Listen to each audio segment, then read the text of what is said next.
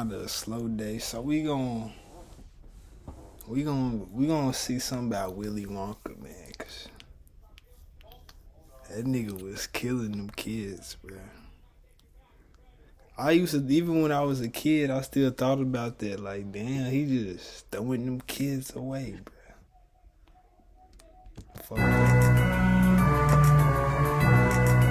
Hello, I'm the Theorizer, and after the recent passing of Gene Wilder, I was lured back to watching Willy Wonka and the Chocolate Factory, not the Tim Burton 2005 one.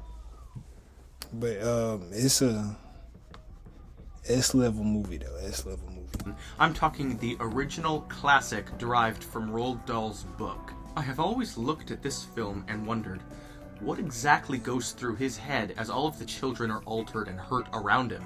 I sort of diagnosed him with bipolar, but I now see that I needed more attributes for an accurate diagnosis. And while this theory still remains as one of the robot-voiced, suddenly popular analyses of my channel, there's clearly more to this mystical misfit, his plan. What exactly is it? And by that, I mean the parts we aren't told. And I'm not going to accept the theory that the children are made into chocolate. That's a bit ridiculous even for me. What I will do, though, is summarize his plans into a huge list to organize what this madman has on his agenda. But first, we need to address a very interesting point. Granted, many people have noticed this point over the years, and you've probably heard of it yourself. After Augustus Gloop is taken by the pipe, the boat has just barely enough seats for the people left. No room for Augustus and his mother. Same goes for the Wonka Wash. Barely enough seats for the 5 people left. Elevator? Definitely no space for all 11 people.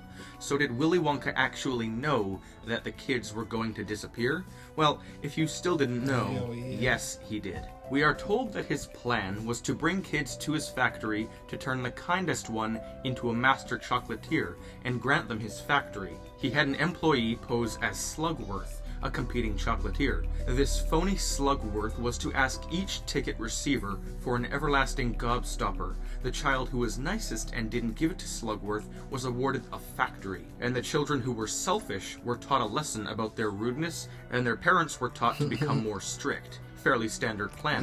He is doing as the saying goes, and is killing 2 birds with 1 stone. Not only does he help bratty kids and parents become kind and strict, but he finds a perfect person to give his factory to. Although, you know, if you're dealing with me, you'll be guaranteed that there's more to it. And I will repeat myself, I don't believe he is turning kids into chocolate like other people have said. He just isn't that kind of person. He even admits that they'll be alright, and he wouldn't have taught them all a lesson just to kill them.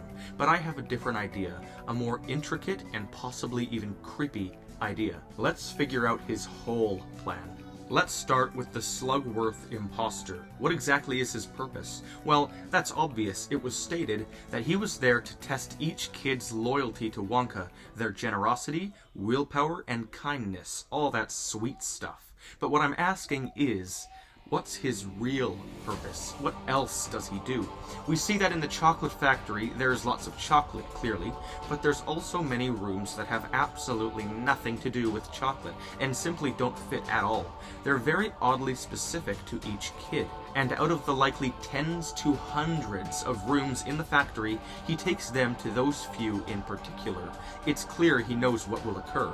He takes Augustus to a room entirely composed of edible sweets, takes Violet to a room where he's developing amazing gum, takes Veruca to an irresistible room where she'll want it all, and takes Mike to a room that has entirely to do with televisions. How inexplicably bizarre. This is crazy. How does Wonka know what each kid wants? Sure, you could argue that he looked at them all when they entered and took them to rooms specific to their stereotype, but it's far too strange to have rooms like those in the first That's place. what it sounds like. He allows them to roam free, all by themselves, but it's clear that he knows what will happen. So how does he know what each kid wants before they even get there? Well, what we need to assume next makes everything slightly chilling. Here's my theory. You might find this obvious, or perhaps it will blow your mind, maybe it'll keep you neutral, I don't know. But I'm fairly certain that Willy Wonka was spying on these kids. Hear me out. We'll call this man Mr. Wilkinson, as that is his real name. Wilkinson suddenly appears right after each kid wins. He is doing something nearby, right before he approaches them.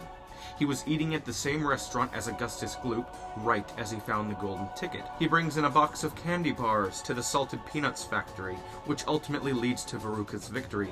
Hey, see what I did there? Salted? Okay, I apologize for my horrible contribution to society, but what is more is that he casually washes a car behind Violet Beauregard right after she wins, and he is standing right near Mike TV, posing as a reporter as Mike wins. He was there to assure these brats' victories. He spies on the most bratty of brats, approved by Wonka, and gives them tickets. Probability itself makes the whole thing improbable. Bro, I don't even remember that Slugworth dude. He was there the whole time? 4 rude kids, all similar.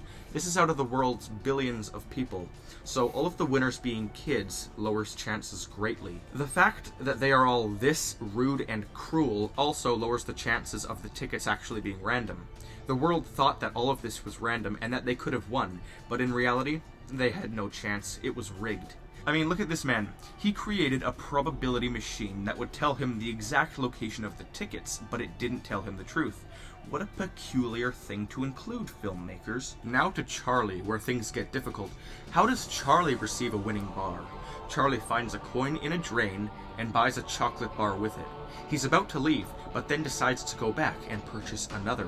This second purchase is the chocolate bar containing the golden ticket. How was it assured that Charlie received a ticket here? Wilkinson. We see him one scene later, indicating that, like the rest, he was recently there. He monitored the winning chocolate bar, assuring Charlie's victory. Also, notice how the Candyman talks about hiding tickets, and then immediately goes to grab a chocolate bar of his own choice. And being a Candyman, he'd have direct affiliation with the factory down the street, or in the least, Slugworth. And the way that this shot lingers on the Candyman after Charlie leaves, showing him continue to look at him, so sneaky. But the big question is why? Why Charlie, a nice boy compared to all of the vicious and brutal kids? Something massive to consider is the timing. The craziest thing in the whole movie is the timing. Wonka opens his factory only a few days after Charlie longs for its insides. How strange. How perfectly specific. Wonka also says how he needs a successor, someone to take on the factory after he passes away. So compiling all of this together, we have our answer. Needing a successor, Wonka sent out Wilkinson to find the perfect child. Charlie, a poor boy that lived down the street, was a perfect fit for a successor. Pure, innocent, kind, fun, chocolate-loving, and perfect for the job. So to keep suspicion down regarding a single boy, Wonka continues to invite 4 more kids into the factory, in hopes that Charlie would pass his tests and the rest would flounder. Wilkinson finds 4 of the most bratty kids in the world, 4 kids that could any day lose to Charlie in a contest of kindness, loyalty, and most importantly, selflessness. Wonka creates objects and rooms specific to each of the 4 brats to further ensure that they will indeed fall for the traps. Notice how there's no room specific to Charlie, no room at all. And if you're gonna say, oh, but what about the bubble room? Well, the bubble room wasn't intended to trick Charlie. It was a test, not a child trap. Wonka just passes right through that bubble room. This is completely the opposite from what he does in the other rooms. He waits there and waits and waits until the kid that room is designed for engages in their terrible actions, and this teaches them and their parents a thing or two about selflessness and parenting. Also, Wonka repeatedly acts strange around Charlie, almost like he's a secondary character to him. He makes him sign the contract last, he pauses and waits to give Charlie a gobstopper last. 1 for you, and 1 for you, and 1 for you. Yeah, what about Charlie? And 1 for Charlie. And he speaks slightly differently to him. He always keeps him at the end of the line and away from the spotlight of the other kids. The bubble room is a strategically placed test. It was a room he knew Charlie would use, which would break the contract, and this would force Charlie into the final position of giving up the gobstopper or not. A final test passed. Notice how Wonka just assumes that they used the bubble room. In the Golden Goose scene, he couldn't have had any idea that they even used the room, and he just acts like they never left the group. How odd. And when Charlie wins, he says he knew Charlie would. 4 bratty kids, one kind kid. Such odd probabilities. Wilkinson, the Slugworth imposter. The contract, rehearsed songs, minimal vehicle space, strategically placed bubble room, oddly large pipes fit for a fatty, lingering shots, timing, chronically apathetic tour guide, intelligent mastermind, succession, extremist parenting tips, all of it. This whole thing was to get Charlie to win. He even says at the end how he's sorry for putting him through all of it. I'm not too sure if all of you think this is obvious or not, but I think it's pretty cool. I'm doing this to hopefully put an end to many questions people still have. I suppose this video was just more or less to display as much evidence as I could to show why this almost certainly is the case, and I hope you at least a little bit enjoyed this in-depth analysis of logic, shots, and timing. So, in summarization, Wonka was killing 3 birds with 1 stone.